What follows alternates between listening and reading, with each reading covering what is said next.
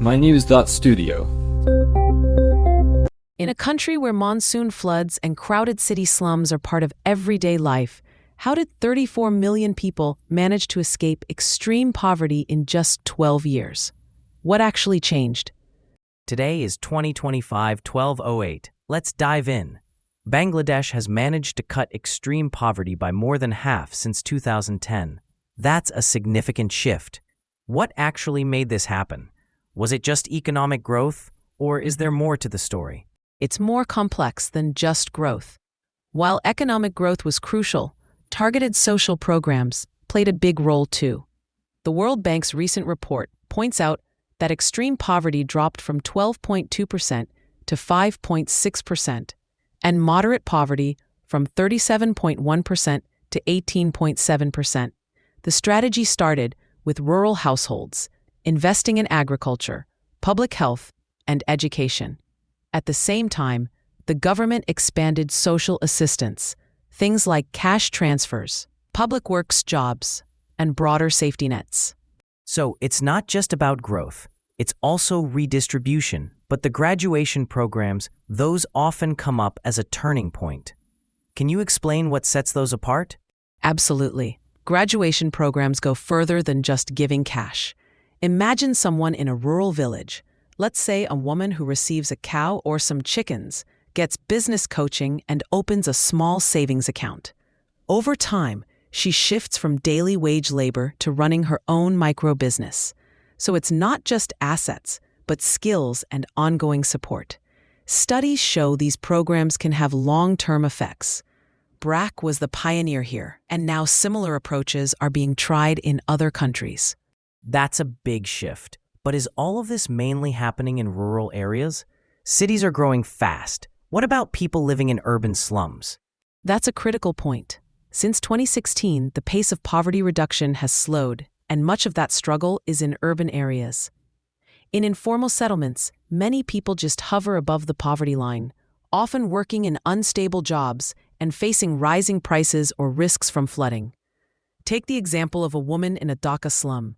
She managed to escape poverty on paper, but after last year's floods and food price spikes, she's vulnerable again. So for millions, a single crisis, like a flood or price spike, could push them right back into poverty. Do experts see this as the main challenge now? Yes, and the numbers are revealing. A Bangladeshi economist told us that around 62 million people remain vulnerable. The challenge is that social safety nets don't always reach those who need them most. There's a call for better targeting, especially in cities, and for more climate adaptation. Also, when women receive cash transfers directly, they tend to gain not just income, but more say in their households. Let's step back for a moment. Bangladesh's progress is getting global attention. Do you think this is a unique story, or is it something other countries can actually learn from? It's a mix of both. Bangladesh had fast GDP growth and strong local institutions, but also invested in NGOs and grassroots programs. The graduation model, for instance, is now being adapted in Africa and Latin America. But scaling these programs isn't simple. Each country has to tailor the approach to its own challenges. And about that slowdown since 2016, what's behind it? Is it that these programs are reaching their limits, or are there bigger issues at play? Several factors. Growth hasn't been as inclusive as before. While manufacturing and services have created jobs, the poorest often miss out. Urbanization is happening faster than infrastructure can keep up, and climate risks, like floods and cyclones, are growing. Without reforms, like better targeting and more help for urban and climate-affected households, the pace of progress might keep slowing. It seems Bangladesh's gains are real, but also fragile. There's a lot to celebrate, but a risk that progress could stall or even reverse if these vulnerabilities aren't addressed. That's right. The main lesson is that poverty reduction isn't a one-time fix.